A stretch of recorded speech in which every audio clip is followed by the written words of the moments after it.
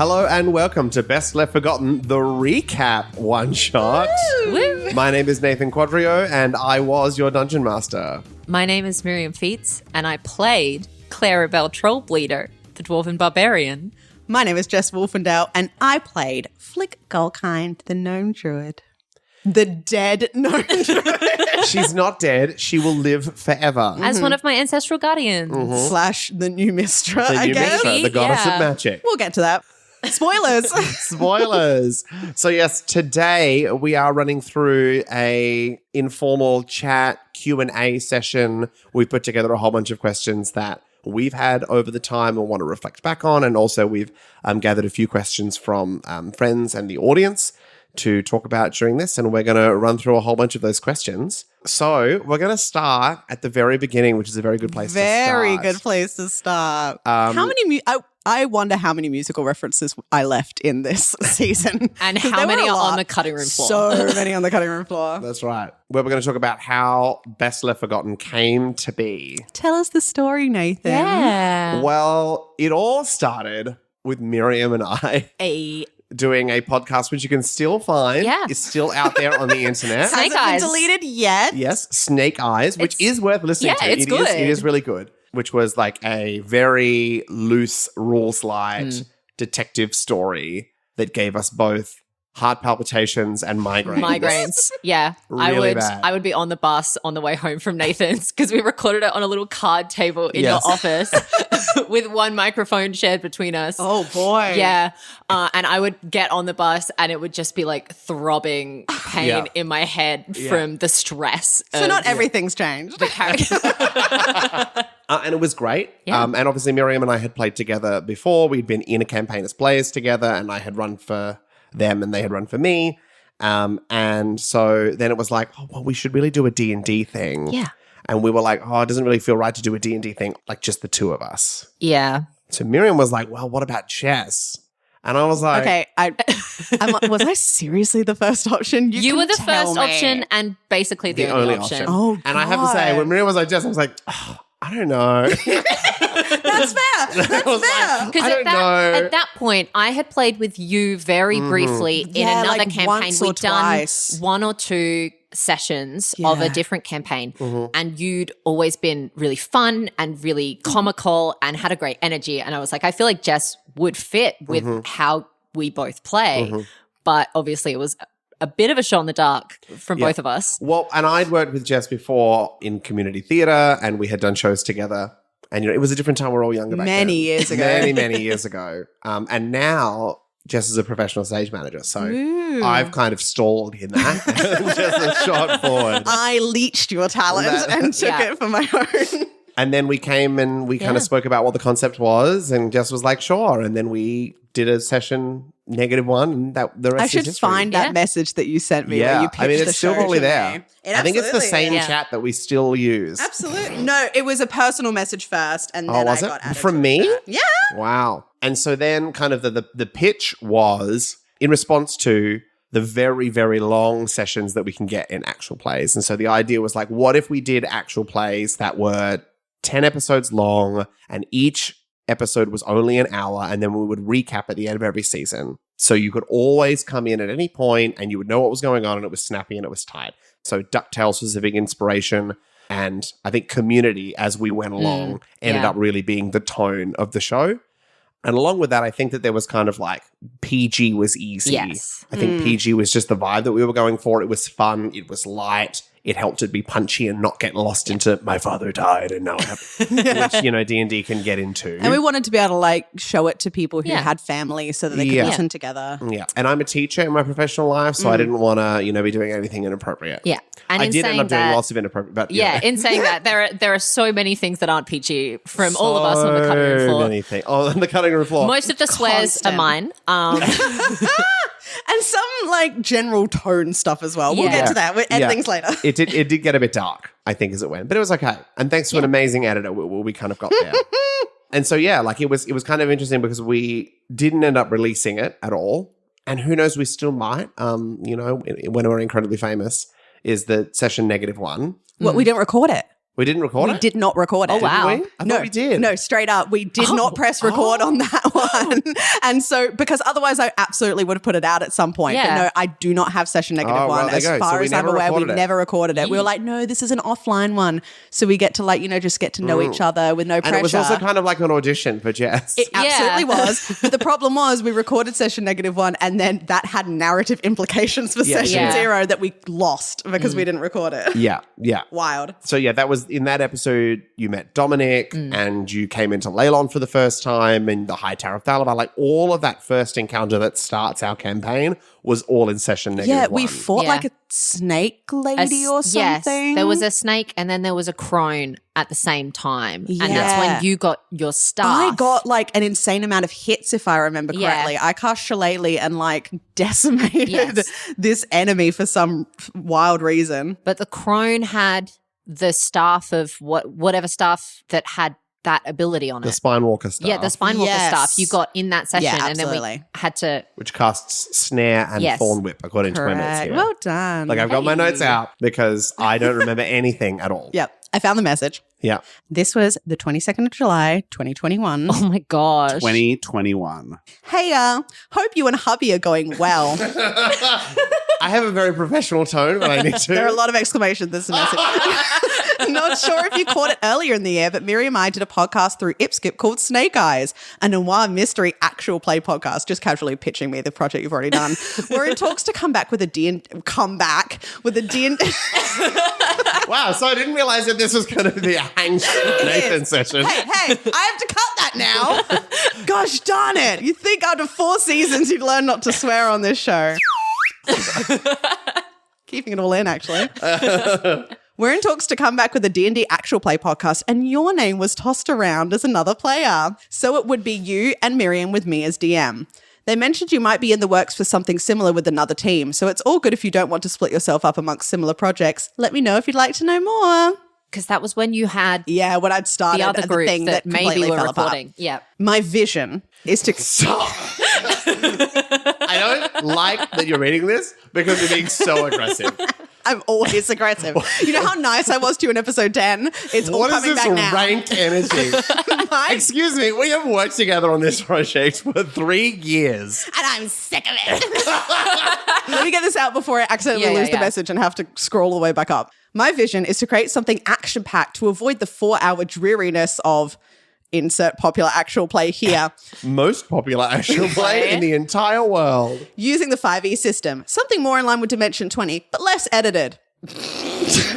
I'd like to challenge that particular statement. We'll get there. We'll get there. I believe that with the right players, winky face emoji, and some gameplay tweaking, the game can be really pacey. I'd be thinking about an hour per episode, which we'll record in batches, and 10 episode seasons, which would make it more listenable. Set in the Forgotten Realms, but turning up the wackiness to 11. Please ask questions if you have them, or take time to think, or say no, or whatever you need. And I was like, wait, really? Like, this sounds really... I was legitimately so nervous I was going to say the wrong thing, and you'd be like, actually... Oh, I thought you were not on board. I was like, Really? am I going to do a shot in the dark? You've got this other podcast that you're doing. You don't want to do Yeah, both. no way. And we're losers, so why would you want to? We all have Thanks for imposter grouping me in on syndrome. that. You know I don't think you're a loser. Yeah, no, I was like, this is the biggest opportunity of my life. I was so Disney nervous. offers to take you to Asia. This is the biggest opportunity in my life. That's right. Yeah. And I think that in that message, this is worth noting, a whole bunch of things that will kind of lead up. Like the first thing is that for a while, we did record 2 episodes in one session. Yeah, for And a you good long while. Could tell. I think all of season... I remember, Correct, I remember we correct. had that discussion where we were Straight like, up. you could always tell when it was a second episode because the energy got really, Flagged. really, Yeah. It was either like low energy or insane. or deranged. Deranged. And it really, I think in terms of planning, it was like, it kind of did feel more Yeah. railroaded because I couldn't adapt as You needed to know what was happening in the Yeah, episode correct. ahead. But we did that for at least all of season 1, and I think the first 2 Start episodes of of season season 2. two. Wow. Yeah, because we recorded all of season 1 and the first 2 episodes of season 2, and then we took a break because we were like, hey, we haven't edited any of these episodes. And we've got Yeah. We've got so much 13 content. episodes. And that break lasted 6-9 months? Like it was an insanely I would've said it was long almost a time. year. Yeah. It was almost a year, and we just didn't record. We didn't talk about the show pretty much. And we were just like, yeah, this will happen. Because originally, Nathan, you were going to edit the show. And so we were just waiting. This is not a call out. This is just a fact. This is not a call out, it's a fact, but it's an aggressive. Yeah. I'm sorry. That's okay. I'm just so aggressive. Yes, yes, you are. I really like you, but wow. Constantly I have to tell people that sounded like I was being very sarcastic and it was an insult, but it is not true. They'll be like, how was your day? And I'm like, oh, so great. And they'll be like, oh, what's wrong? I'm like, no, legitimately, it was a so great great. day. I'm sorry. I can't stop sounding like this. Because I did edit all of Snake Eyes. Yes. Yes. And I was terrible at it. And like episodes you got did a great released late and I was like, Hannah, you need to cook dinner, put the kids to bed because I just need to get this done today. And then so at some point, I think, I don't know if we were Yeah. talking about it at the time, but I reached out and I said, hey, maybe like, because we need to do like a first pass and then we need to do just a cleanup pass, a cut, and then, all of the detail work. And I said, I can do one of those for you maybe. Yeah. Like, if I do the... And that's what you've done for just the first And pass. then you were like, yeah, sure. And then a little bit more time went by and I went, hey, maybe I can try doing both for a little while. And would you be happy with that? And you're like, yes. And you sent me all the episodes and we lost episode 2. Yeah. And yeah, I just started doing it and I had no editing experience. And I think I did 3 passes at least for all of season 1 because I had no idea what I was doing. I had a little notebook that I should have brought with me today that I just went through each pass and I wrote down timestamps and what we needed to change. And like the episodes were so long. I honestly don't know how we did 2 sets of episodes because they were so long back in season 1. We cut like entire combats from episodes back then. And then at one point we lost episode 2. Yeah. I just went looking for, I'm like, hey, Nathan, do you still have episode 2? And you're like, I don't have episode 2. I deleted everything when I put it on the Google Drive. We're like, okay, cool. We just straight up don't have a recording of a full episode. So I'm like, all right, I'll listen to the rest of what we've recorded and see if we refer back to any of the events. And we'll just have to re-record the entire episode, even though we're an entire season ahead in recording. And we were freaking out about it. I'm like, great. And I started like not like writing up a general outline for it and all the references we made back to it. And then we found it in the Google Drive and it was the biggest sigh of relief. Yeah. It was for me, honestly. I mean, 2 things. Like when you were like, oh, can I give it a go editing? I was like, thank God. Oh my God. Oh my God. Because I knew I wasn't going to do it. Yep. And I just knew it was never going to happen. And then when we lost episode 2, in my head, it was like, well, it was fun to play D&D, but we're never releasing this podcast. Oh, well. Because we're not going to go back and re-record a whole episode. That's crazy. And we can't do it at episode 2. All right. Well, thanks, guys. See it. That's where I was in my head. It was over. Wow. And now here we are. Here we are. Like, if you feel a big tonal shift between episode 2 and 3 of season 2, that's why, because there was legitimately almost a year between those recordings. Yeah. Insane. I think we just started recording episode 3. Or did we record all of season 2 before we released season 1? We recorded all of season 2 before we released season 1. That's how big of a backlog we had. Yeah. And then that stopped caught happening. up very quickly. Yeah. We're still mostly a season ahead, though, as we've been going. Yes. Peek behind the curtain. Yeah. So we know what's coming, guys. We have. Don't worry. There's But plenty we're of you left constantly to come. recording pickups with no context for ourselves, being like, did that happen in that episode? Yeah, it's been weird because we have done all of season 4's pickups, recording completely different campaign, new characters, and someone being like, wait, where's Clarabelle? Where's Flip? Who is this character? What's going on? Who's Callie? Yeah, pretty much. And as I've said, I don't remember anything. It's all gone. I've forgotten everything. So I have to be like, Jess, can you just give me a lot more context in this pickup? What's happening? The amount of times that it's been like, no, I swear that this happened in an episode. Yeah. And you're like, no. I'm like, I'll prove it to you. And I go back and you're like, never mind. Of course, as the editor, you've listened to every episode like 6 times. So many times. Yeah. It's a lot less now. Nowadays, I only do a first pass and then add music and then I'm done. Wow. It's no longer 3 first passes and then the final pass. Yeah. Rough. But yeah, like season 1 especially, we lost a lot of content. Like there was an entire fight with, what was that guy in the caves under under Fandolin? Under Fandolin, building inspectors. Yes. The Glass staff. Yeah, as we were making our way to Glassstaff, there was that's right. a creepy like parcel tongue whisper thing. Nathan's finding the notes. I think it was just like a floating orb or something. I remember that there was a mini combat and we just skipped straight past it. Yeah, straight up. Oh, and Nothic, Sure. I think. Okay. Yeah. If you say so. Which is like a one-eyed kind of golem-esque creature. Yeah. Yeah. Yeah. Yeah. But yeah, that was fully cut. There was the metal armadillo fight, which was actually very funny. That was during That was the retirement retirement episode. home episode, which was very good. But there was just so much. At one point, we had completely cut all of the bridge cards from that episode. And then we all had to like sit down and have a talk and be like, I think the bridge cards is really important to our vibe. And so I had to go back and individually find those sections and put them back in because they'd so long been on the cutting room floor. And I think that kind of highlights as well. It's like it all just sounds easy and it's so light and fun-hearted. But first of all, Jess is an incredible editor and has done so much work and to make an amazing high-quality product even when it's probably not always been in the initial record. But also, there's so many things that probably you all don't care about as the audience that we've spoken about for so long, like the bridge cards, where we've been like, oh my God, where people are probably listening going, what bridge cards? I'm like, no. We spent so important. And we spent so many hours on that. So many hours on like, what's the intro and what are everything. So much of my correspondence on the group chat with Nathan has been, are you sure we want 1 hour episodes? Because it was just like, we have like a 3.5 hour recording session and then somehow... That was later. They got sort of longer but easier to cut in a way. But like, I can't remember which episode, the goblin episode when we were going like up and down the mountain. That was an insane cut. Trying to get that narrative Like clear. I did my first pass and it was 2 hours long. And I'm like, all of this is good content. What are we going to have to cut to make it one? Can we split it into 2 episodes?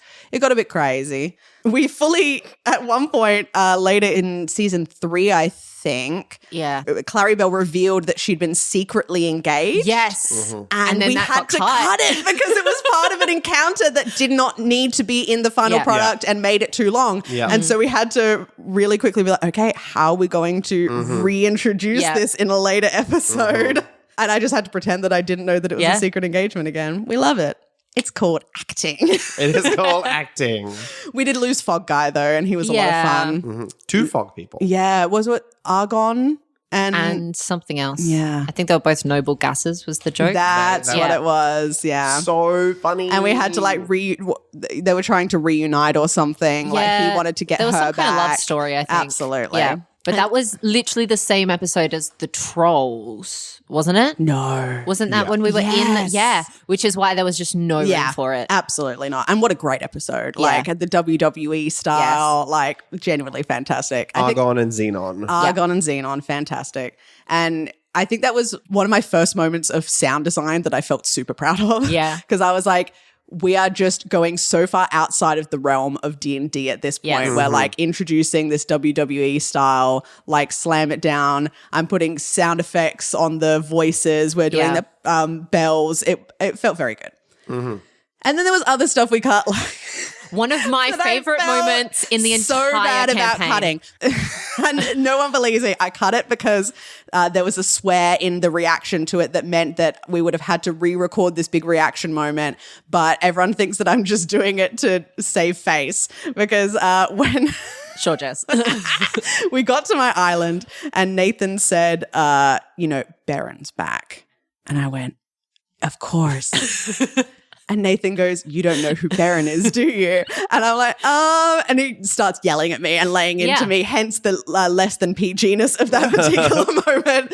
But yeah, I fully forgot my backstory, which to be fair, Baron was something we did, I believe, in character creation where it was like, tell me a fun fact about like you growing up. And I'm like, I had a best friend named Baron Moonbubble and then forgot about it completely. But also it's like the comparison there because Miriam had given me a short story. I had full names for every single character. Family tree. Family tree. So when we went... With dated, like a dated family tree as well. And I also gave you a list of all of the people in the family who had been troll bleeders and what the legacy of the troll bleeder family was and how they'd all died and how many trolls they'd all killed. Like it was really... Yeah. And you knew all of that. Like when we got there, if I had dropped any Easter egg, you would have been like, yes, that was there. Whereas I was like, we arrive in Lantern and you're like, is that where I'm from? Wrong. Okay, it wasn't quite that bad. Part of it, though, was that I was so nervous about coming into it and I'd never had you as a DM before. So I was very light on the backstory because I was like, I want to make sure that it gets approved first. And you never really said, we're definitely doing this. And I was like, oh, no, you're never going to mention my backstory. Like, I'm just going to... Yeah, you're definitely not playing with me anymore. I'm like, anything you say is used. Yeah. Anything. Like I've definitely done campaigns before. I've written short stories for my characters and they've had these really detailed backstories and it's never gotten used. And I was like, I don't want to like limit your creativity on my character. And like even up to the day we recorded the first session, I was like, hey, so just... Are we still doing like the asterism thing or is that not really like I remember.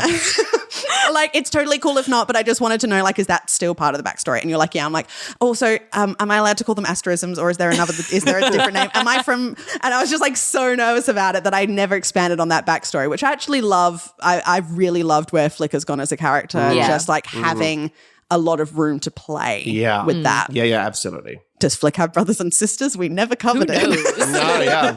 That's one of the things as well, because I'm an only child. I never think about brothers and sisters until someone brings it up. I'm like, oh yeah, like most people. Whereas I handed Nathan a list of like 6 siblings. I was like, have fun. Yeah.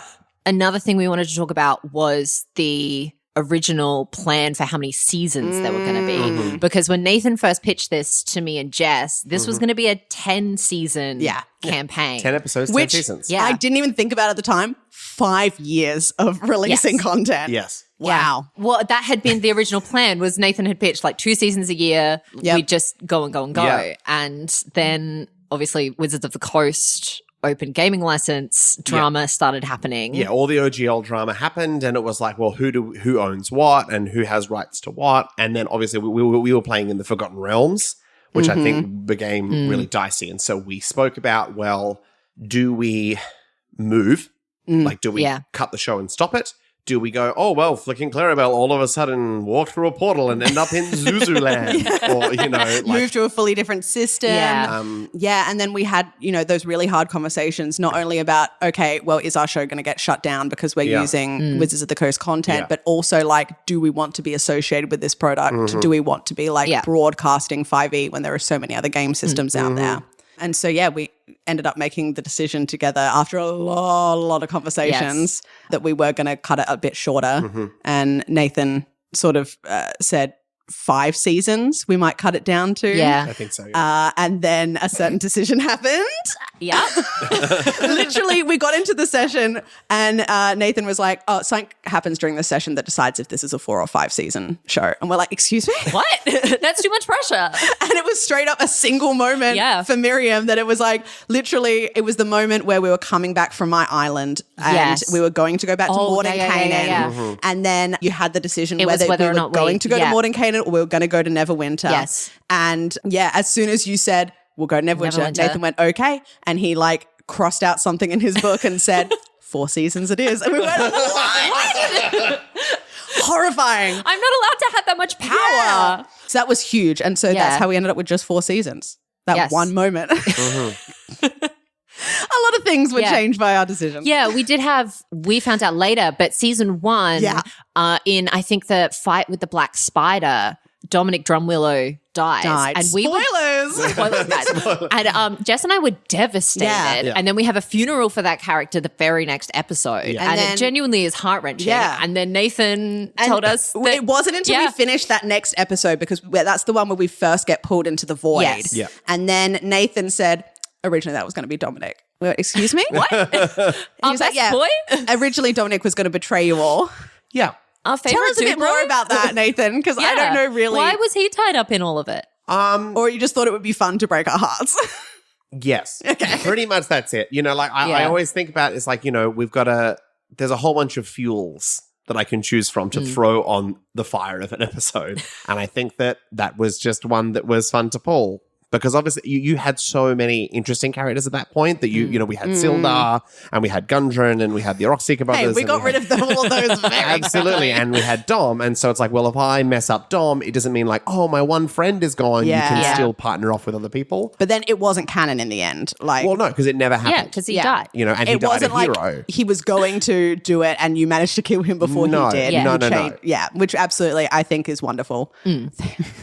I think you did a great job. Thank you. I'm not being sarcastic. You're really selling it. Really selling it.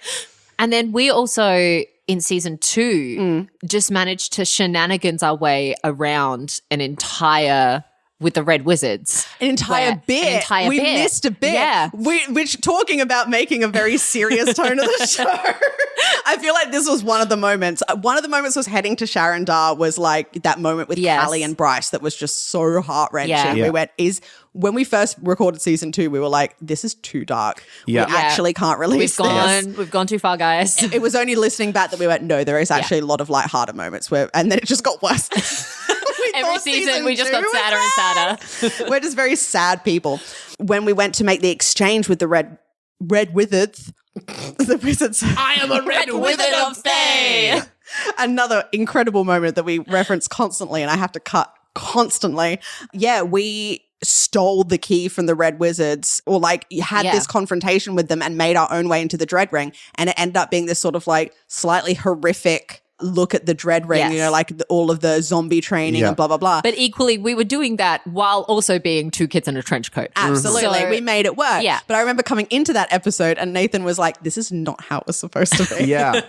Well, it was supposed to be like you were supposed to fake being a red wizard in one way or another. Yes. And there was going to be like a tour guide, and it was going to be like, and here is our zombie setup. And and it was going to be kind of like framing it, because I had noticed that it was going down a dark path. So I wanted to do this kind of comical energy. Like my brain was thinking like tour guide Barbie from Toy Story. Like, and you're driving through and like the zombies being made, but then you're walking through hiding, worried you're going to be caught at any moment. Yeah. And then Devastated. You're just watching these zombies being credited. Okay, because when you said we were supposed to have a tour guide, I thought we were supposed to be like, you can have the orb, but only if we get a tour of the dread ring. No. Okay, I see. We're supposed to fake it. Yeah. And if you do listen to that episode again, you will hear any time that I think the description is getting too dark, I'm like, now's a good time to mention that Clarabelle can't see anything to make it funny again. So there's just a lot. I think it's like Desperately. 4 or 5 times where as Clarabelle, I'm like, and I don't see any of this as a joke blind. because it's the only thing I could think to be like, oh, horrible Levity. zombies. Let's make it funny. Oh boy. And then, what we were talking about earlier, the big thing that never happened was season 5, which Jess and I still have no idea about. Please. So do you remember what please. season 5 was supposed to be? Or like not even season 5 in general, but what would have happened if we'd gone to Mordenkainen instead of Neverwinter? So it was kind of like Neverwinter is where it all happened, Yes. because that's the game that we played. The room where it happened. So, you go there, that's where the symphony is, that's where the Aboleths are, that's where Rohini is, that's where everything is happening. And so by going there, it's like, well, you're not leaving Neverwinter, and so the story has to end. Whereas if you had gone to Mordenkainen instead, you could have saved Mordenkainen, and then that would have led to other stuff happening and you finding out other stuff and doing other things that I didn't plan, because there was no point planning that because it didn't happen. But like you mentioned, like wanting to go to Baldur's Gate and stuff like that. Like a million maybe. different things. So so you probably it would have been more of an on the run kind of like you would have hopped amongst different places, and it would have been like a, see Baldur's Gate and then see all, see Waterdeep, and kind of the opportunity to do that, and maybe bring the team together kind of concept, which is what I wanted to do originally, which is why I was sad when we cut the gases. Yes. Because I wanted to keep bringing in all these It kind of did happen in Hallwinter, where all the NPCs came to support you in the final battle, but I wanted you to be the ones to go and collect them. But once you hit Neverwinter, it kind of didn't make sense for you to leave, because then you'd have to leave the story, essentially, to go gather these people, which didn't make any sense. Yeah. And, it's sad that never happened. Like, devastating. We didn't get to do, like, more Mordenkainen fetch quests. But also imagine how insane we would have gotten by season 5, and how sad. Like, we were just amping up every season. I cannot imagine if we'd had another one in which to do all of this. And I really, from a DM perspective, like, Sildar was such a rock throughout the first season of kind of, this is where you need to go, this is what you need to do. And that was a huge loss. And I wanted Mordenkainen to be the patron. Yes. And then Mordenkainen died. And so I was like, well, I guess you guys... whose fault is that, Nathan? Yeah. That was off screen. You chose not to say... No, actually, Clarabelle chose not to go to Mordenkainen and chose to go to Neverwinter. Yep. The symphony was saying they would kill everyone I loved if I didn't go to Neverwinter. You don't know if that's true. I had good reason to believe they were probably going to follow through on that threat. Valid. Sure.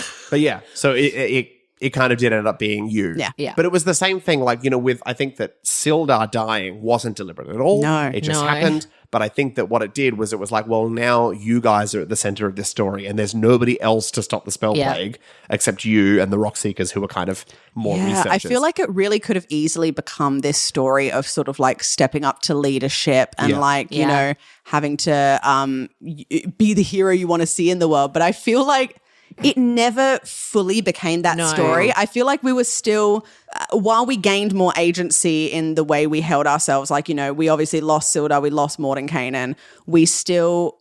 it's that 9 intelligence, baby. It's the 9, always came back to the 9 intelligence. And I was really worried that one of us as a character was going to step up and become like the leader of the operation. Yeah. And I feel like with only 2 of us, that makes a huge power imbalance. But I think also we did it. I think we had a really nice, particularly in seasons 3 and season 4, where it kind of, it was a back and forth with that. Absolutely. Like season 3, you got to take the reins a little bit because it was your sort of quest that we were going on. And then season 4, I got the Tear of Helm, but then you also got Prim. So we both were sort of given these big pieces of the puzzle to sort of play with and to get those moments where it was like, well, I'm going to take the step forward here because this is specifically about, you know, Helm and Mystra, and I now have a magic talking sword and I'm apparently the champion of Helm. So I guess I'll take this one, guys.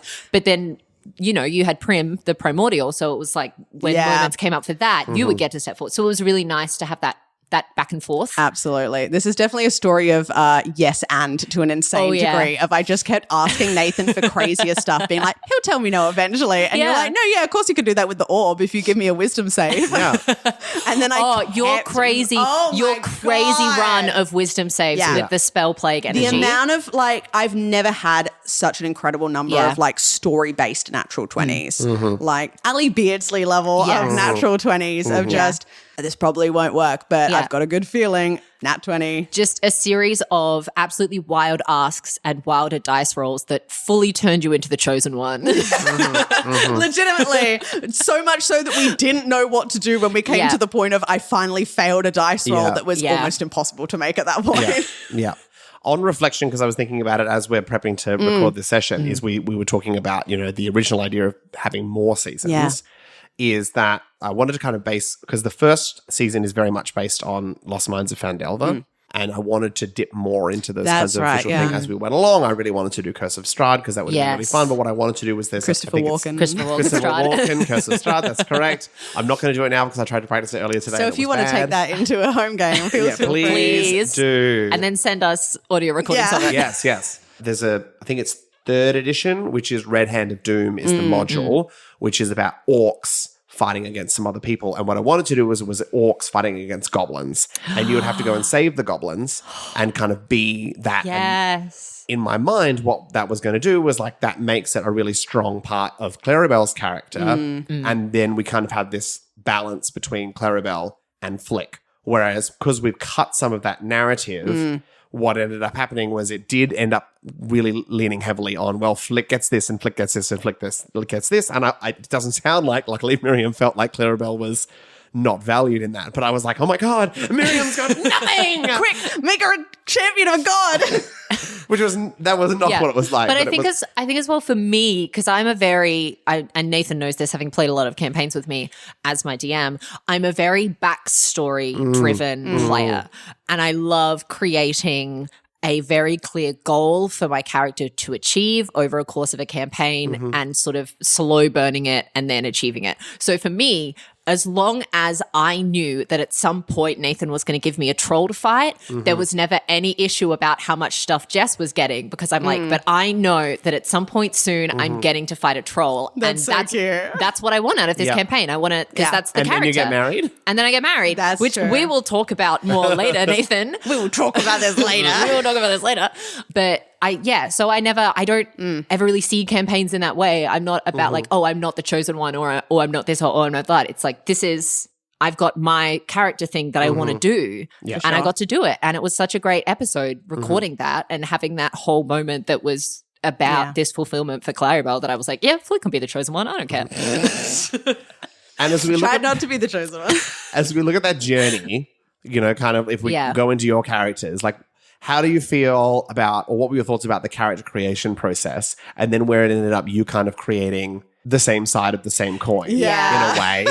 that shifted as we went, but very similar characters in a lot of ways. So I don't remember how much we talked about what each other was doing. I feel like we talked race and class, and that was it. Yeah. I was like, hey, I think, did I go first? I feel like, because I had a really strong concept for Claribel. So I think I went first and just said, hey, I'm going to be a dwarven barbarian. And I went, cool, I need to be something that heals because there's only 2 people in this party. And I was like, sure, I'll go. I had no strong character concept. Yeah. I was really making it all up as I went, like very last minute. Which is the opposite experience that I had because Nathan had obviously talked to me about this and he'd been reaching out to you. So while that was even happening, I was sitting there going, okay, 2-person campaign, we're going to need a tank. Yeah. We're just going to need someone who can absolutely body a heap of attacks because there's only going to be 2 of us in combats. So I immediately went, I'm going to be a barbarian. And I was looking through classes and I went, well, hill dwarfs get that constitution bonus. I can really sort of optimize constitution while I make this character and get someone who's just got a stupid amount of hit points from a really early time so that I'm, in theory, never really going to go down. Yeah. And then from there, I went, I like fun, especially because we got pitched DuckTales and we got pitched this silly thing. I'm like, what's a really fun concept for a barbarian? And I went, high femme. Like absolute, like dwarven barbarian is normally that really gruff male sort of fantasy archetype. And I'm like, what's going to make this really, really funny? If she's a high femme Southern belle, but still has the big beard, but also is constantly like going to bed with her curlers in and is fighting in these big frilly gowns and doing all of, and like cares if she breaks a nail. And so that kind of then blossomed into Claribel. And then I don't think I told any of you that. No, absolutely not. I think I remember coming up with my character and I was thinking of past characters that I'd had that I really enjoyed. And there was one that I played very briefly. I did a Sam Regal and one of my characters left the campaign for a while. And it ended up only being for 3 sessions because this incredible character came in, this gnome artificer named Trig. I love her to death. She came in for 3 sessions, like 2 in-game days, and ended up, the party went to the Underdark and she sacrificed herself for the party. And that, like, she's not dead, but she like talked down an ascending god and made this deal with them with an incredible role, another incredible story role. Story okay, maybe I have them. And I ended up getting left behind. And so I like barely got to play this character, but I was so deeply in love with her. I'm like, I really want to bring her vibe into this. And so it was, you know, very similar voice, very happy-go-lucky. And I went, yep, let's make it, for balance. We did have strategy. We did think about the game at some point. We're not just narrative people. And then we came into the session -1 together and we went, oh, you also have the same charisma as I do. Yes. And we've got the same intelligence. Yeah. And what's your character voice? Exactly the same. Yeah. That won't get confusing at all. Because my character voice had been, again, the concept of hijinks and fun. I'm like, well, the voice you always hear for dwarfs is like Scottish or vaguely like deep, like very deep British voice. And I'm like, well, what's in my head the logical opposite of that? And I'm like, really like Tennessee, like high-pitched Southern belle. And then that's also going to force Nathan to have Southern dwarves across the campaign. Really strongly. Yeah. Because like all of the Rockseeker brothers and then obviously we went and got like dwarves everywhere. We're all Southern. Yeah. Brilliant. But I think we found a really nice note with it early on, which is a bit that got cut. And then I think we did release, which was the drunk girls in the bathroom concept, which I think really clicked it in for me. So grating to listen back to. Yeah. But in the moment, like our voices were so much higher pitched. Yes. But just like, that moment of really like, really beautiful moment of like, you know, female camaraderie and like just we're both naive out in the world together, but we're, you know, sticking together. And I think the sort of -1 brain cell between the 2 of them so good. was just so fun for so many things because Nathan could throw something at us and we could both immediately just be like, well, we're going to tackle it the stupidest way possible because why would we think to do anything other than this? Because it was, I think it was never we're not smart enough for this, so we won't do it. It's we're going to put our whole hearts into the wrong answer. Like that 9 intelligence really solidified those characters for us, I think. And I think that backstory kind of like the way that you approach the characters in the backstory kind of led you to where the story went. Yeah. Where like so much of Claribel was based in that backstory and that was the path Yes. And there was some stuff that happened in season 4, but that was the path. Whereas you were like, I'm a little bit looser on the backstory because I'm not sure where it's going to go. Yeah, because it was also like because again, like coming in so tentatively, like, I don't know what my mission is, just like, quote, save the island, which, you know, it was like, well, how am I supposed to do that? I don't know. Good luck. And so it was like, okay, I guess I'm just going to keep an eye out, and I don't really want to tell people about it. Yeah. Because one of the original things that we didn't really end up getting into too much was like, you know, we obviously saw if as the island got hurt, I got hurt. Yeah. But also if I was hurt, it would potentially hurt the island. Yes. And so it was, I can't tell anyone about this mission that I don't completely trust, because if I get killed, it hurts the island. Yes. Yeah. That was the trade-off. And so it was like, you know, let's keep it on the back burner and let's just try to, you know, see opportunities where we can. And, you know, you'll hear, I think, a little bit, you know, whenever we mention like Candlekeep and stuff like that, I'll be like, oh, okay, interesting. We should really go there. And just gets, you know, perks up immediately when Gundren mentions the spell plague. It's like, tell me more. Yes. And I think what was also fun is that you never told me your island thing. And in real life. And I never told you about Daisy in real life. Yeah. And so those moments where I think it's the very start of season 3 after you've been Unstoned. stoned, Yeah. that you first tell me about Lantern. Yeah. And then the first time you found out about Daisy was when in the Stefan scene was the first time I'd ever said anything about it. And you weren't even in that scene. So it was just Jess at the table being like, what? Yeah. And Flick couldn't even not know. knowing. But so I got to have 2 reactions, player and character reaction for that, because we legitimately kept that secret from each other. Like me and Nathan kept secret that at the end of season 2, Flick was going to turn into stone. We'd had that little conversation. Yeah, because I wanted to make sure that you were okay with that process. And honestly, the moment, and this was a huge character moment for me, the moment that I used the orb in season 1 and it worked, I went, oh, my character's going to die.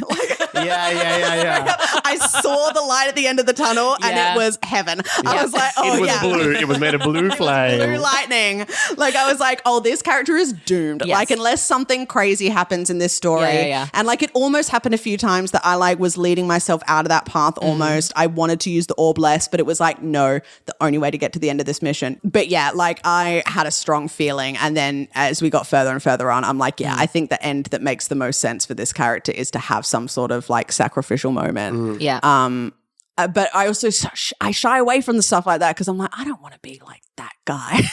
Be that guy. I don't want to be the person that has like main character syndrome. I'm like, no, my character's the chosen one that's going to sacrifice themselves. I was just like, no, she's going to burn out. Like, I don't care if it's saving the world or like just making a stupid decision, but this orb is her end. Like, but I think we both had sort of character things like that where it just sort of became, because like with Claribel, she was always so bright and fun and she always approached things very practically, but also a little bit sort of like there was always that sense of whimsy or that sense of silly.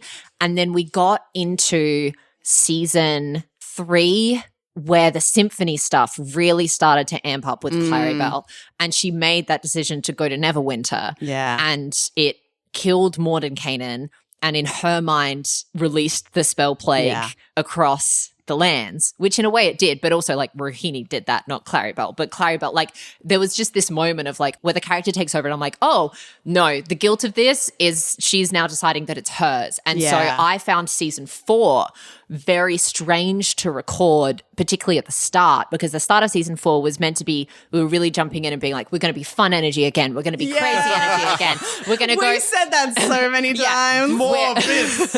We're going to go to Claribel's family and we're going to do a wedding episode. And then every time that I brought bits, you were mad at me about it. And me as Miriam as the player was sitting there going, Claribel now has this intense guilt complex that now anybody who dies from the spell plague, it's her fault and she physically has to be the person to fix this.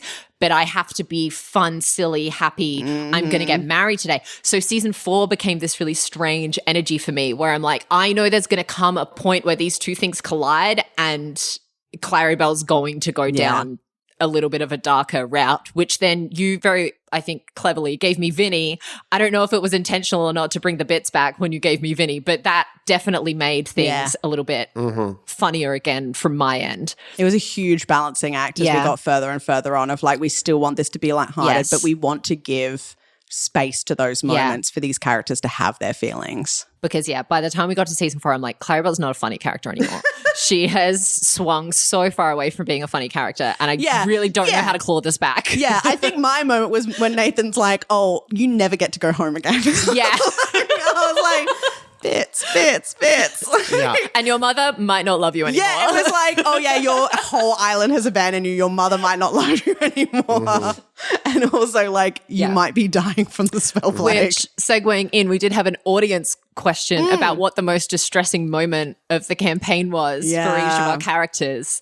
Would you say that sort of leaving the island, your mother having that reaction, was that Flix? Yes, with a caveat. Yeah. That it was more distressing to me when Prim went back in time and made it so that I yelled at them too. We ended up cutting it from the episode because it didn't make sense to have in, but I was devastated that Nathan had tricked me into character therapy Tricked me into exposure therapy, because it literally felt like someone's like, you need to like tell them your feelings, and then like someone's expecting you to like yell, and so I'm like, okay, I'm mad. Flick was not mad. She was just like, this is what I'm supposed to do in this situation. Yeah, you're all awful and should go away. And then it was like, that was real. Nathan, you made me yell at people and it was real. And then Baron came back and it was like, Baron saw me yell at people. I was so devastated because I think that was a bit of a character bleed there. A little bit too much real life. The world ends, your character dies, but the worst part of the campaign was interpersonal conflict. Correct. Was that I yelled at people in front of other people. Yeah. And it was real. What about you? What was your... It's actually, it's quite difficult. Which Daisy argument was the... We just got stuck in that rut. It really... Jess has edited cut so much of it that it was so bad. Like we had like hours of fighting. Yeah. It feels like. There was definitely, a Daisy moment. I think it was the second or third argument that we had. I remember we'd had a couple of fights by this point, and I'd given so much ground as Clarabelle. And then I think it was one of our last fights before something big happened. I can't exactly remember, but we were fighting, and I remember as Miriam and as Clarabelle being like, this is the last piece of me that I have to give before I have to put the wall down and say, I can't move any further than this. You have to meet me or this isn't going to work. And I remember I did that and Daisy still went, that's not enough. Yeah. And I was like, I don't genuinely, as me, as Clara, I don't know what to do anymore because I feel like I've carved myself in half and put all of these pieces of me just off to the side to be like, actually, you know what? I can live without these now to just make this work between us. And Daisy was still like, no, you haven't done enough for me to make this work. Yeah. And I was like, cool.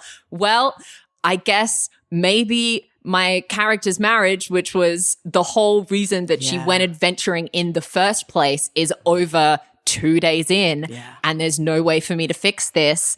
And the world's going to end. And then we had to go and do a fun character bit. And it was like, okay, well, I'm going to cry myself to sleep about this tonight. But I guess we keep going. Over the table, I was so mad at Daisy. Yeah. Every time I couldn't look at Jess's face. Nathan couldn't look at Jess's face. Every time she'd open her mouth, I was rolling my eyes. I was just so upset that even in moments where we gave her outs, she would just double down. And I get it. I think that was a valid character decision ultimately, but so mad. Which I think leads into it. We had an other audience question about why Daisy kind of leapt into confrontation at that point.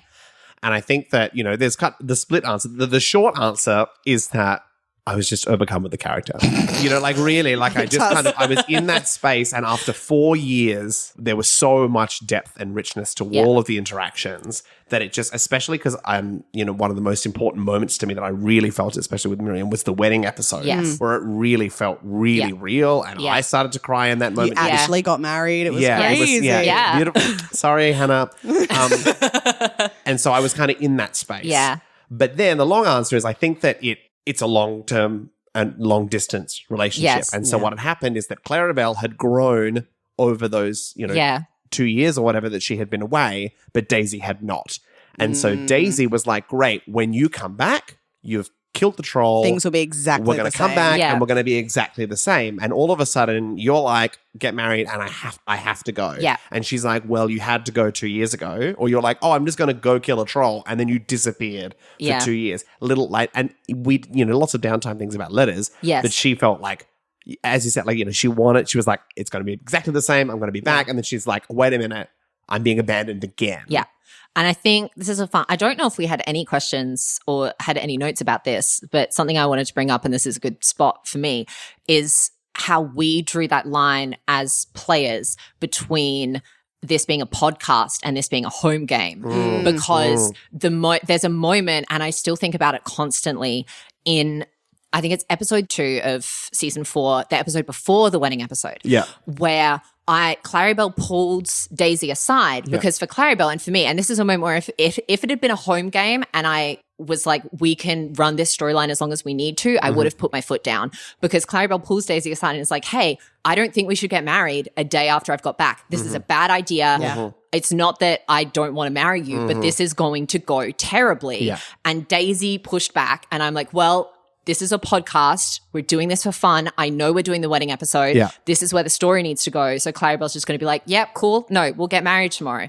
But me as Miriam in that moment was like, if I had just been able to be Claribel fully Yeah. without any of the complications of us recording this and it being us knowing that the end of season 4 was going to be the end of the campaign and we needed to keep momentum going, there would not have been a wedding. We would just have been like, nope, this will happen another day. I mean, I feel like, obviously, I'm really sad to hear that, because as I think is evident is throughout is if you had said there was no wedding, there would have been no wedding. And we would have worked it out. Yeah. But I think also there was... But where's the fun in that?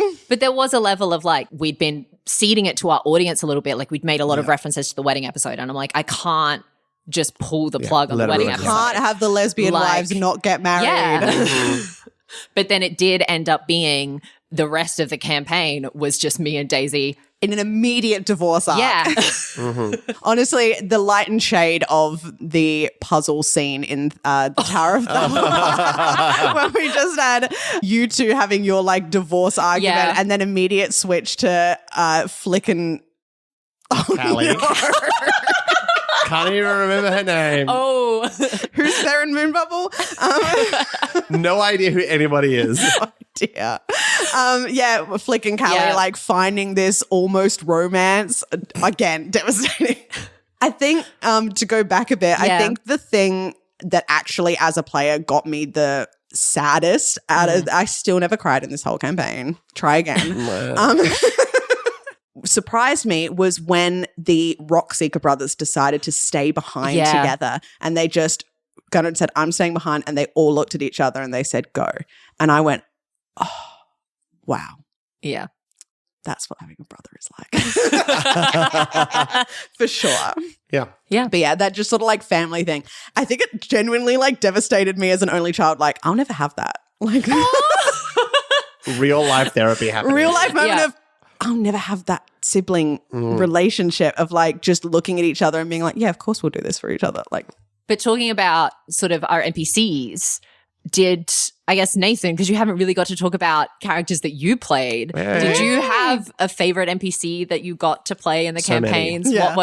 What were your NPC moments? I mean, I think that the NPCs that I liked were the ones, like, they were just fully formed. I think that the whole concept somehow came just walking in on the shoulders of the German female Silda Hallwinter. yeah. Yes.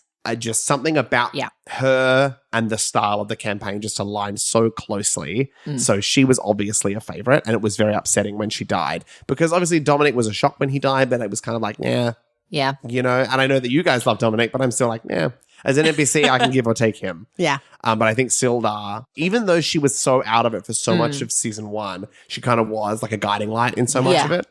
So I really liked her.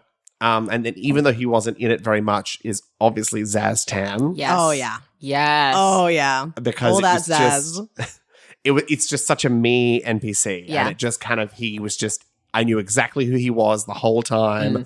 And then I loved the idea of, we've been hearing the Wizards of Fae, and it's Yes. so weird. And then you hear Zaz, and it's like, oh, the voice makes sense. Yeah. And it all kind of aligns that they're all just copying him. Yeah. I kind of like that. And then my absolute favorite NPC, which I've been very vocal about, maybe it's not been on record, but you guys know, is Stefan. Oh, Yes. God. Stefan, my beloved. Yeah. Stefan, who apparently maybe I should have left Daisy for. Yeah. Yeah. Actually, talking of devastating moments, I think that's in my top devastating moments was Stefan going out the window and sacrificing himself for all of us. But it was just so, because like everything was, when we talked about like trying to find that balance, everything was so high concept. Yes. And it's like, Yeah. we're heroes and we're fighting and there's all these factions moving, and he's like, I own an inn. Yeah. And he just loves Clarabelle. Yeah. And like, that's kind of all it is. Yes. And he was such a simple character caught up in the nonsense. Yeah. Which And I would like to then- say, I got roasted by Jess and Nathan for suggesting that we bring Stefan along to the Rahini battle. But for me, One of the biggest villains. we've been talking so long about bringing the fun back and Oh, making sure it God. was fun again. And so when it came to the moment of like, who are we going to ask? Miriam immediately went, well, if we get Stefan here, it's going to be ridiculous and this I needs love to it. happen. Let's do it. Tonal shift. Yes. And also like the instinct of like, we need someone who was born in Neverwinter and being We like, only know one guy. clearly. Yeah. And it was, it happens all the time, but it was like one of those things where I had seeded something that I thought was so obvious that you completely missed. Oh. Because you were supposed to go, I feel like you were supposed to go and get Neverember. And you were supposed to go to his tower, and Neverember was the I am pretty Neverwintering. sad that we never Yeah. met Neverember. Right, and that was Yeah. what was supposed to happen. And then you were I like, was- I love it. We're taking Stefan. I was like, this commoner with 2 HP. Sure, I'm going with you. Yeah. I was so convinced, and I went back through my notes and realized that I was completely wrong. But I was so convinced at that point that Neverember was working with Rohini Yeah, that I was no, like, not at we all. can't go to the It was the tower. mayor. We can't speak to Neverember. He's tied up in it. He'll have us killed. And then you said that you had thought we should take Neverember, and I went back through my notes and I went, oh no, all of these notes say that Neverember is fine. Oops. Oh well.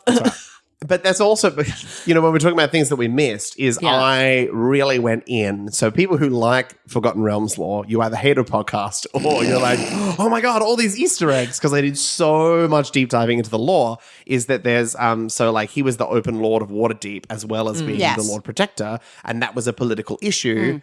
And so Laeral Silverhand in the current version of D&D, or 5e at least, took over from him, is the narrative in there. And I was like, oh my God, we're going to go to Waterdeep and you're going to be a part of that push and pull between... Yeah, because we had like the Yeah. Sons of Alagonda. Alagonda. Correct. Yeah. It was all going to be there where it's like, is he supposed to be the Lord Protector? How is he the open Lord of War? And all of that political stuff was going to happen as well as another I mean, it potential technically season. had a impact on the final moments of the game when Yeah. Miriam was like, because of this interaction that we had, because of this political upheaval, I'm going to create a democracy Yeah. in the Forgotten Realms, which was just a bit. It was Yeah. straight up a bit. I'm like, Flick would not know about this. Straight up. Yeah. We good. did also, we'll second to another audience question. We did have a question about what character in the entire slew Yeah. of BLF characters do we think each of us are the most like? Wow. I see a lot of Stefan in you. A wacky guy obsessed with me, like, yeah. It reads. Oh boy. Nathan's looking across all the NPCs. So many NPCs. I mean, during the show, while Yes. we were recording, for those of you who do not know us as actual people and are listening to us wherever you're listening to us, I had a baby, Yeah. little Oliver. So I think that in a weird way, even though it was so small, the moments being Sun and Ray, Yeah. Oh. and those moments, I think that because there is a question here about like my favorite NPC interactions, and I think that just being there for Flick and having those moments, I think that I really connected with them in that moment. Yeah. And I think that I kind of, and also because they're not that crazy. Yeah. Like, Yeah. I'm like, I do connect, as I said, I do connect with Stefan, I do connect with Zaz Tam, but those characters are so larger than life that to be like, oh yeah, I'm like Zaz Tam. You are larger than life, Nathan. I am.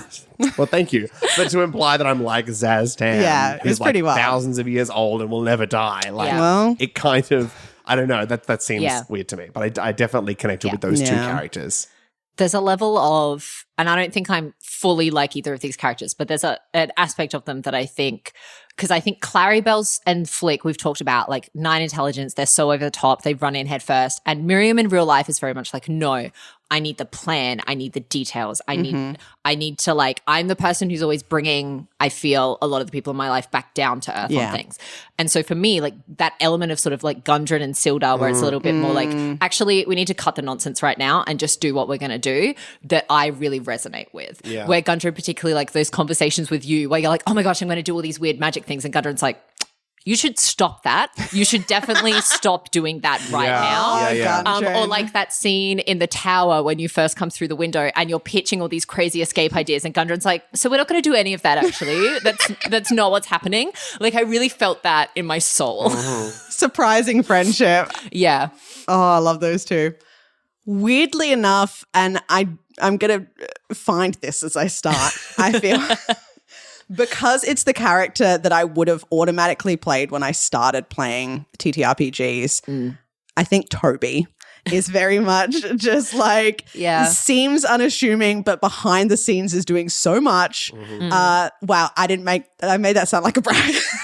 But also like very stage manager. But in real life, I'm a professional stage manager, and like that's the sort of like vibe I feel, is that very calm. That's what everyone always tells me. Is like, oh my God, you're so calm. And I'm like, oh, I am stressed up to the roof, but like I'm not going to show that. Why would I? That's not going to help anything. And you're just popping up out of the shadows with the answers to literally everything and solving everybody else's problems. It's literally someone asks for something, I'm like, oh, I got that. Or like, here it is. Oh, great. Yeah.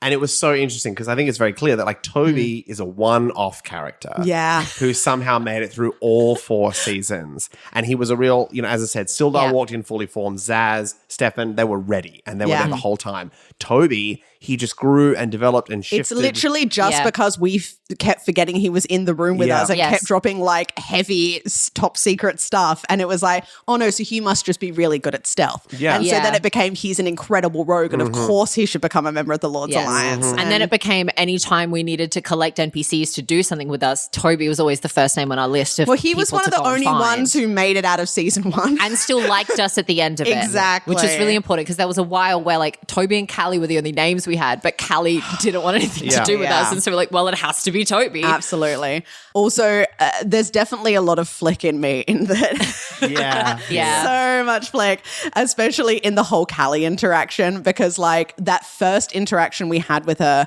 I think at the end of season 2 when we'd just done Gnome Through a Doorway or whatever we called it. Yeah. What do we call that? Runaway Gnome. Runaway Gnome, thank you. We'd just done Runaway Gnome. And then I went and I pulled Callie aside for a conversation, and listening back, it is so obvious she thinks I'm about to like ask her out. And she's just like, oh, you wanted to ask me a question? And I'm like, yeah, is that okay? And she's like, oh, no, I was going to say something, but you go first. And then I was just like, yeah, can I like borrow, do you have like a scarf or something?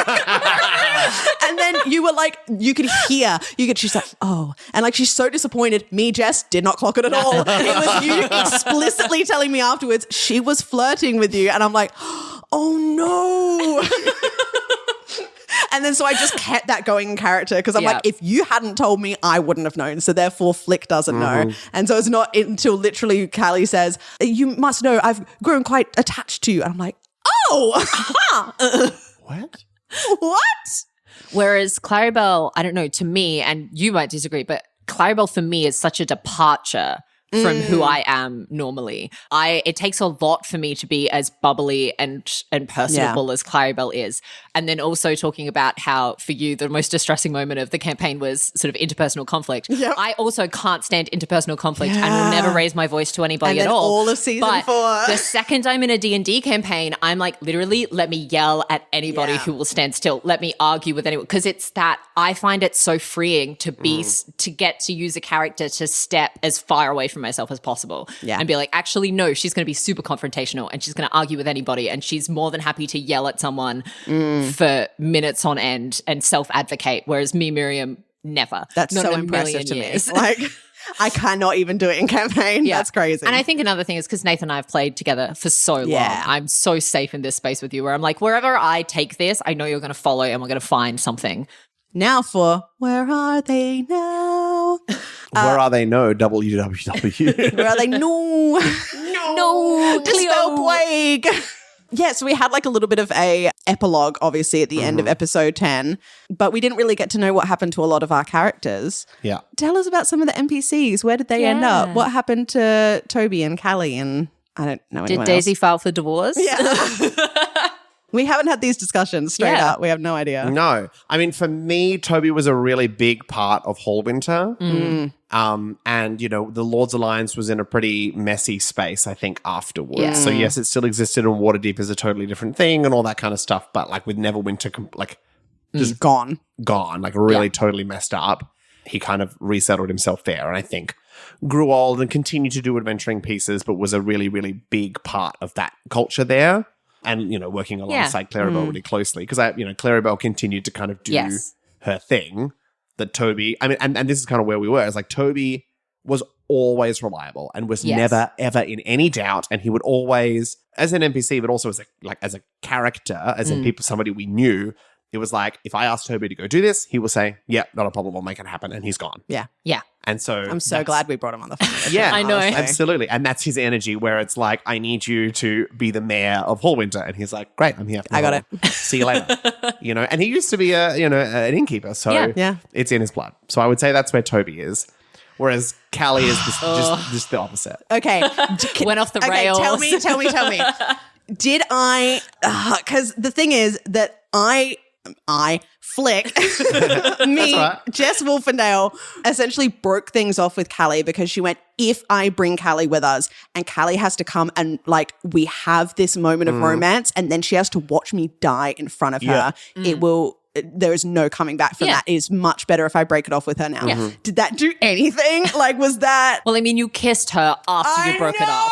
So, like, mixed signals. That was an intrusive thought that Jess was like, you kiss her. And then I was like, no, you don't. And then my mouth said, you kiss her. And I'm like, what? Yes, maybe, but it was a long journey for Callie. So, like, Toby's like, I'm going to stay in Hallwinter and it's going to be great. And then Callie's like, okay, I'm going to become Walk the into woods the lady. forest, Yeah, and become, and very powerful druid and like kind of linked in with the Emerald Enclave, but on the outer. Yeah. So she's not climbing up the ranks like Autumn Reaver, who eventually became Winter Stalker. Winter Stalker. She's kind of like just going and doing her own thing. And people are like, if you need healing, go to the woman in the woods. Yeah. And it's Callie, who is now 250 years old and never married again. But did. Never married again, like she was married once. It was a crush, Nathan. We never even dated. I kissed her once. She was way deeper into it than you she were. was. Sorry, was never in a relationship again. That's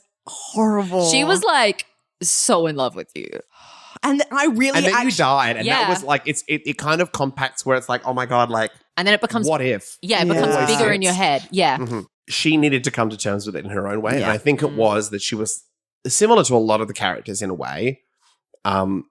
She was like, oh, it's just so much bigger than me. Yeah. And it took her like 10 years to go, actually, I was really trying to stick my nose. That was in, beyond my pay grade. Like Yeah. I thought that I was, because she was a part of it. Yeah. But it's absolutely. like she didn't understand what Clarabelle was going through. And probably because she did come in and out of Hallwinter and talk to Toby and she talked to Clarabelle and she was like, oh, wait a minute. I think that I didn't see the full picture I think because I wasn't in the painting. I think 5 seasons we would have gotten together. But Yeah. And I was like for I think seasons 3 and a lot of 4, I was like, yeah, I'm actually really into making this romance happen. But then after Flick sort of became a half ghost person and like all that sort of stuff, I was like, oh no, these 2 people need to go to therapy, not get in a relationship. Yeah. And then it was, how do I reconcile that with the character? And then, just having that moment of, there's no way that I can, in good conscience, bring this woman to the astral plane to risk her life and have the entire time be the 2 of us be like, oh no, don't die. We have to think about the vision. And what about Daisy? Speaking of romance. I think that's collaborative here. Yeah. In my mind, 1 word each. Go back and decide their fate. in my mind, there was distance. Yeah. What one might call a separation, not a divorce, but some time apart. Yeah. But also, I imagine that Clarabelle made the effort when she could make the effort. Would have done, it was a situation where it became, Clarabelle was always going to come back to the table for this relationship. It was just whether Daisy found a place in her journey that she was also ready to do that. Because I think especially after the events of season 4 and all of the arguments that we had, that Claribel definitely found I want this to happen, but also like I love this person, but this person is refusing to meet me in any capacity. You need to take care of yourself. And I have to, I have to manage myself as well as just giving up every single thing for this relationship. Because again, I think like we were talking about sort of Callie and that, making things bigger in your head. I think for Claribel, those 2 years apart, it was very much like she'd made this romance of her for herself and what this reunion was going to be. And I think Daisy probably had as well. Yeah. And then they have that moment with the wedding, and then reality literally crashes in. And I think, for Claribel, romance suddenly became very practical. And it maybe didn't for Daisy as quickly. And I think, any reunion would have to be that Daisy was willing to come to the table the same level of like, we're just going to get our hands dirty and sort this out and make it work. And I think by the end of that process, they're very, very different people. Yes. And maybe not different people in their lives, Yeah. but what that relationship is as wives, that looks very different to what they thought it was going to look like. Oh, yeah. And adds that complexity. Because I think like one of the things we were talking about, like for the end of campaign, for the epilogue, Nathan had asked us to sort of go away and think about what our character's epilogue was going to be. And I had to sit down and be like, I can't write anything for this, because for Claribel, before all of this stuff with Daisy had happened, it had been that she gave up adventuring, that she went back with Daisy, and that they just set up a little homestead for themselves, and that's where they lived, and they just had a nice, gentle life with each other. And it got to the point with season 4, it was like Claribel can't physically do that anymore. She will now be adventuring for the rest of her life. I couldn't write anything because I don't know. I don't have anything set in stone, because Claribel doesn't now either. It's going to entirely depend on how this pans out for everything else. So how did Daisy feel the first time that Claribel popped out her ancestral guardians and Flick was there? Oh, yeah. Well, see, this is the thing. We haven't talked about that either. Is what that means. But is like this is me going in the character. I was like, I don't want to say it because it's awful, but it's like there is actually something that probably allowed Daisy to come to the table, is the fact that Flick was dead. Absolutely. Yeah. Because it was just, she felt so threatened by Flick that she had been fully replaced. Which is wild. Anyway. And it's not even in a romantic way where it's like, oh my God, you've got this best friend that you have shared your life with, and I'm supposed to share your life, and I can never get those 2 years back. Yeah. But Flick has such a huge portion I of get that it. time. It feels like that everything that's changed about Claribel can come back to everything that I know about Claribel, you know? Yeah. And it's, we don't want to get too deep into therapizing ourselves here, but it's like, it's so much easier to blame Flick, because that way she's not angry at Claribel. Absolutely. Yeah. And I kept asking Claribel to do that. I'm like, no, just tell Daisy that I said she can't come on the mission, because like I won't be around. Like you can absolutely blame the dead girl. Whereas Claribel's like, no, I'm in this relationship 100%. I'm not lying about anything. We're going cards on the table. Everything's open book. We're solving this. And clearly that wasn't the correct play. Well, Daisy wasn't ready. You know, she thought she was putting her cards on the table, but she left her deck at home. Yeah. Like, she didn't know that was honestly, existed. that was the moment that I gave up on talking any sense into Daisy. Was when we had that conversation and I was like, I don't think I'm going to be around for much longer. I don't mind what you do in your relationship, but I need you to be there for Claribel after I can't be. And she was just like, you're so awful, and walked away. And then went up to Claribel and went like, I can't deal with your dying friend no more. I was like, oh my God. Irredeemable.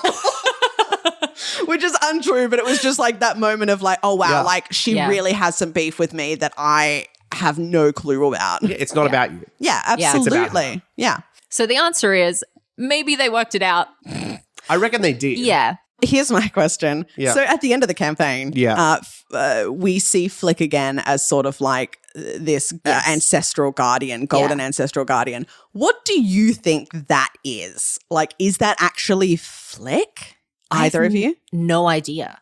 Because you were saying you take her around and like tell a story with her. Yes, but whether or not that it is actually you, I think is not important for Claribel at that point. I think it's enough of Flick for Claribel to get closure. The way that you talk to a grave, or the way Yeah. that you keep something of a person's that then you have conversations with.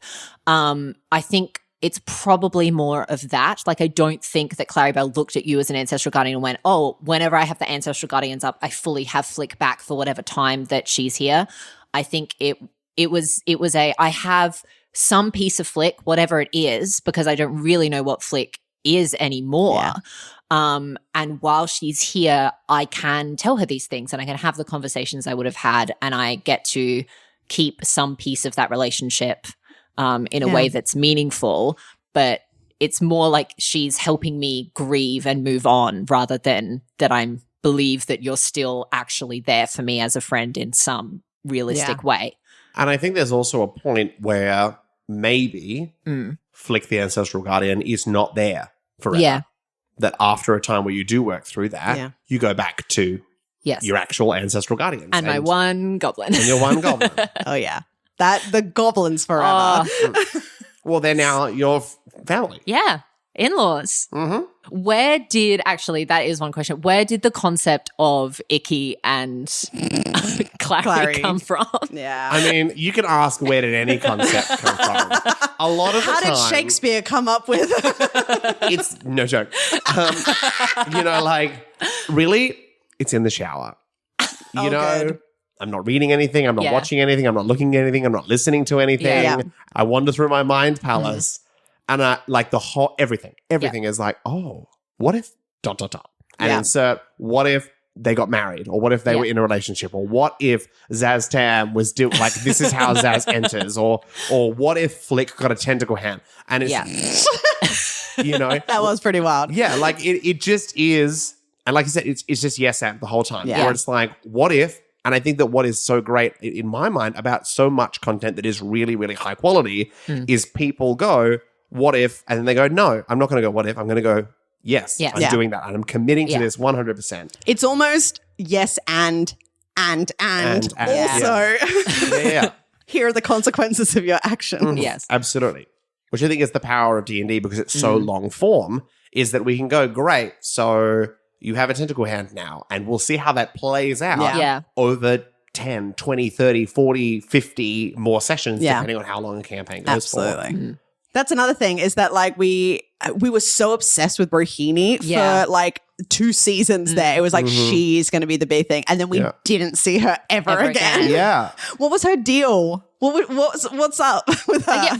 I mean, you may not have specifics. What was going on? What were the specifics of, like, what was going on generally, but then also that final confrontation with Rohini and Mordenkainen that we didn't see. Yes. What was that, and what was the fallout of that, and what actually threw occurred? her out a window or something. Yeah. No, I threw a bomb of fireballs at A her. necklace of fireballs. Did that do nothing? I mean, Or did you just go, scene over, I'm not thinking about that anymore? there's a little bit of that. Yeah. And also, I don't remember. But like, let's be real.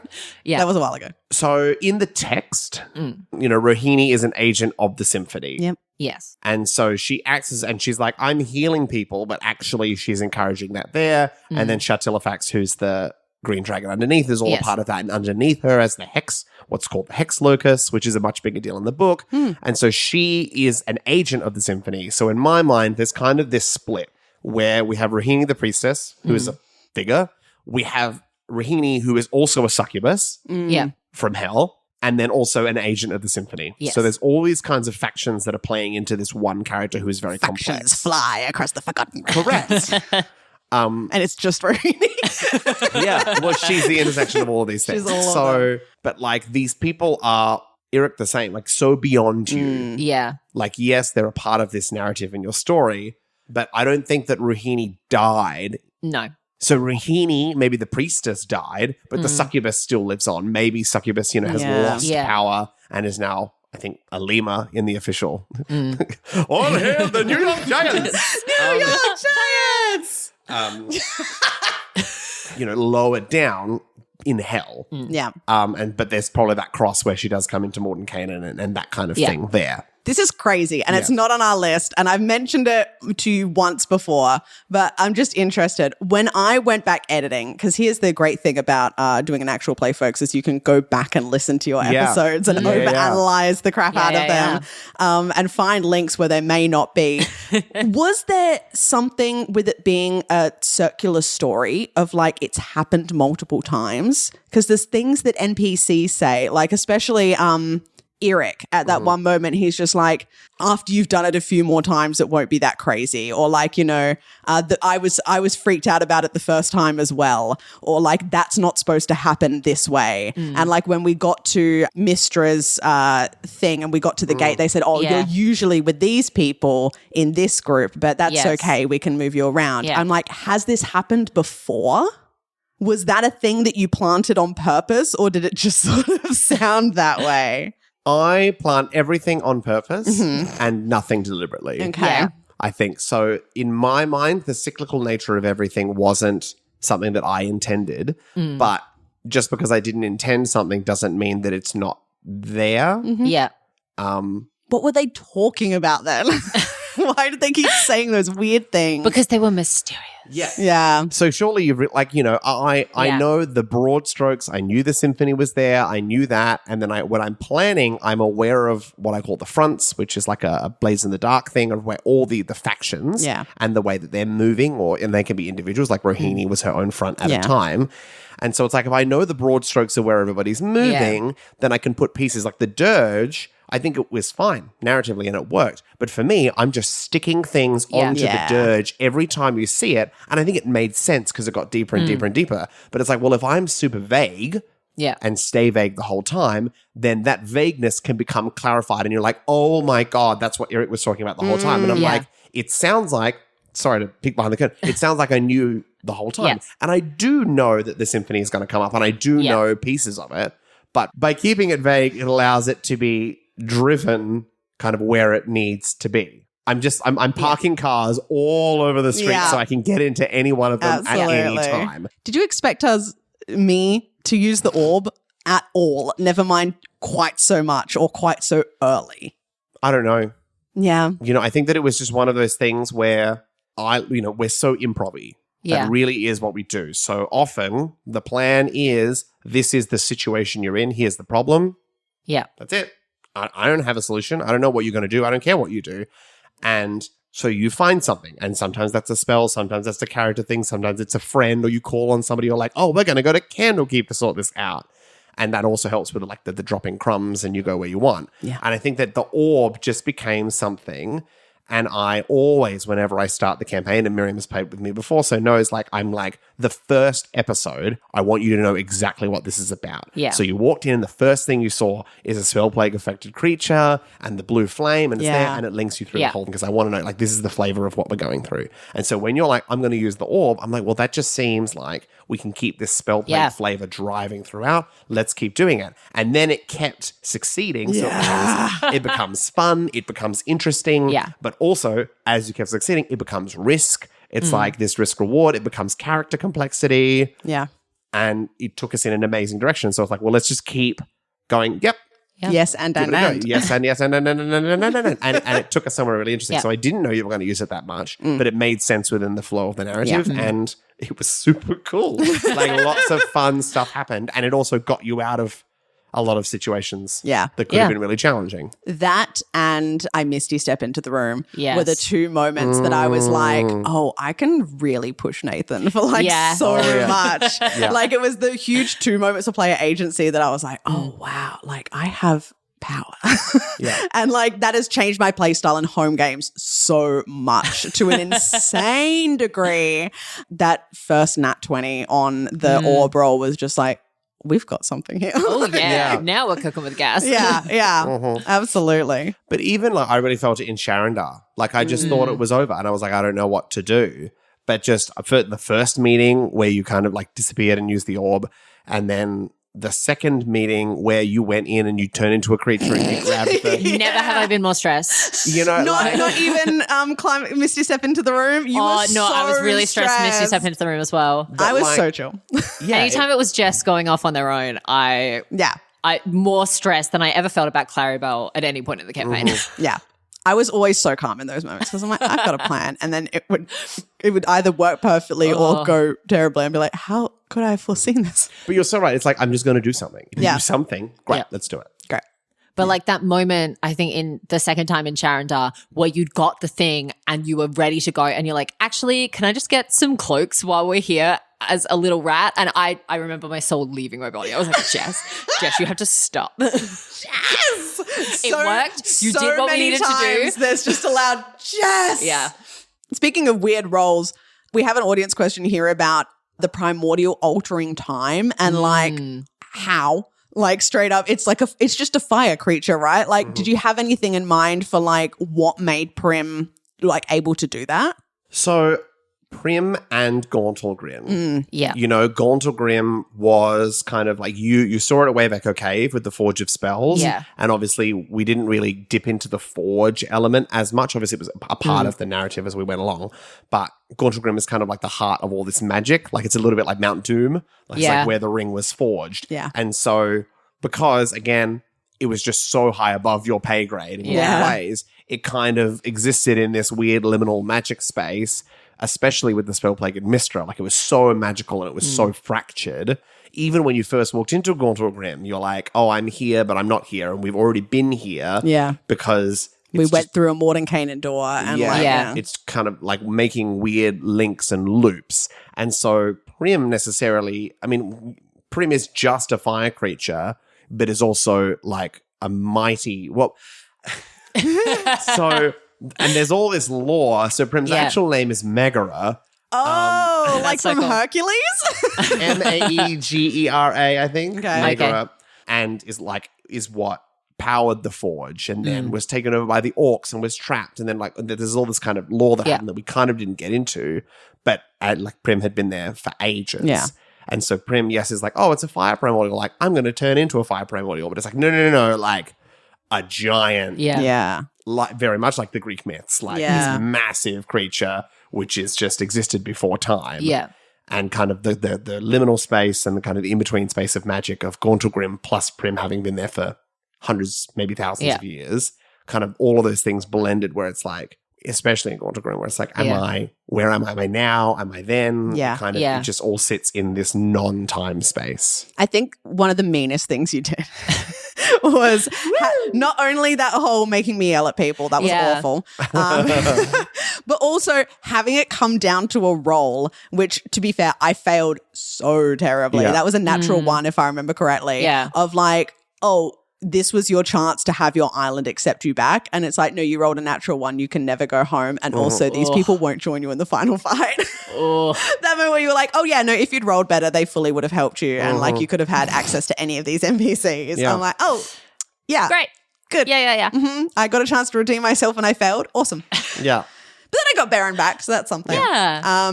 And look, I'm not perfect. And if I had that moment again, I probably would have done it differently. But I think that also it's really tough, and we've spoken about this quite a bit as we've moved and experimented in other systems, is like how rules do we need to be? Yeah. I do not play with a lot of D&D rules. Yeah. We really have lost and pulled out, especially on the DM side. Yeah. And so it's like, well, you know, we're in a moment where it's like, I don't really feel the need to make a roll. We've got or whatever, but we do need to, it's a game with rolls. And so, especially because we're so role play-y, it's like, well, I never feel the need in any game to make a persuasion check. I know what the character or the NPC feels. You're acting out your character.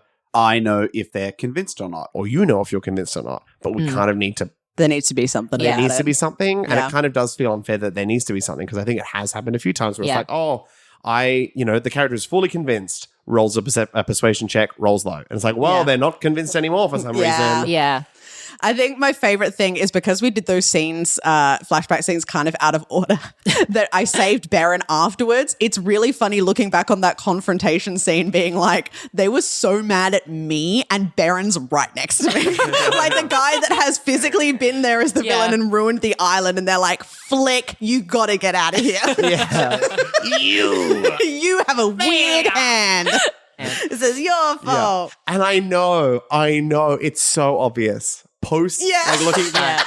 But in that moment, I didn't know it was going to be like that. I knew that was what I wanted to do. Yeah. But then I was like, oh, wow, there's a lot of subtext going on here that I did not intend. And the way it was delivered, I was like, oh, wow, this is not. It just completely. Absolutely. And it's so obvious. I'm like, in hindsight, I'm like, what an idiot. In hindsight, it's my community rejecting me for being different and revealing myself as different. And it's like, this, you've done a homophobia. But for me, it was supposed to be like, the mind flayers had been there and they're like, oh my God, the mind flayers are coming back, and you were supposed to understand the fear, but it didn't come across, and it was like, you're different, go away. And it was like, oh wow, I have just done a homophobia. And then like my mum almost completely rejecting me was insane. Yeah. It was crazy. Hence why I yelled so much in that episode.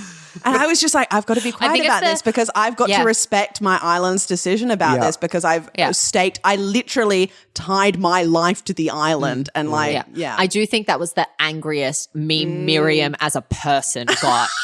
In the campaign, in the entire campaign was that scene. Yeah. Like Clarabelle yelling was a lot of me just being so mad that this was how it was turning out for you. That's so cute because the angriest I got was at Daisy. Yeah. But again, it was a moment for me where it's like, well, I just kind of not blanked out necessarily, but I'm like, well, I'm just in the character. Yeah. And I'm like, well, this is how Sun would react and this is how Ray would react. Yeah. And I'm like, oh, I don't want to do this, but here we are. This is how they react because this is just what my brain is telling me. Yeah. It was at that final moment with Sun and Ray and Flick. And it's like Flick in that moment went, I'm probably never coming back. And they were just like, we know we're going to make it out of this alive and we'll see you on the other side. And she's so hard dodging those questions, those statements. They're just like, we'll see you after. And she goes, you guys are going to be fine. And it's just like, oh boy. Whew. Oh, just the entire last half of season 4 is just Flick trying to set up everyone else to be as okay as possible after she's so dead. Rough. But coming into the final episode as well, I went, okay, I'm going to prepare for this eventuality.